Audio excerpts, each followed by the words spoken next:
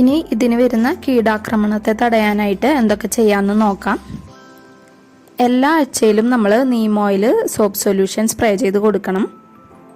പക്ഷേ ഫ്ലവർ ഉണ്ടാവാൻ തുടങ്ങില്ലേ, അതിന് ശേഷമൊക്കെ നമ്മൾ നീം ഓയിൽ സ്പ്രേ ചെയ്ത് കൊടുക്കുമ്പോൾ ഫ്ലവറിലേക്ക് ആവാതെ സൂക്ഷിക്കുക. ഫ്ലവറിലേക്ക് സ്പ്രേ ചെയ്യേണ്ട, ഇലകളിലേക്കും തണ്ടുകളിലേക്കും മാത്രം സ്പ്രേ ചെയ്ത് കൊടുക്കുക. പിന്നെ ഓരോ 2 ആഴ്ച കൂടുമ്പോഴും കുറച്ച് വെള്ളത്തിൽ സ്യൂഡോമോണസ് കുറച്ച് കലക്കിയിട്ട് ഒഴിച്ചു കൊടുത്താൽ വാട്ടരോഗമൊന്നുമില്ലാതെ ചെടി നന്നായിട്ട് വളരുന്നതായിരിക്കും. പിന്നെ കണ്ടുവരുന്നത് പുഴുക്കളുടെ ശല്യമാണ്. അപ്പോൾ നമ്മൾ എന്നും ചെടീനെ അടുത്ത് പോയി ഒന്ന് നിരീക്ഷിക്കുക. അപ്പോൾ ചെടിയുടെ ഇലകളുടെയൊക്കെ അടിവശത്തായിട്ടായിരിക്കും മിക്കവാറും പുഴുക്കളൊക്കെ വന്നിരിക്കുക.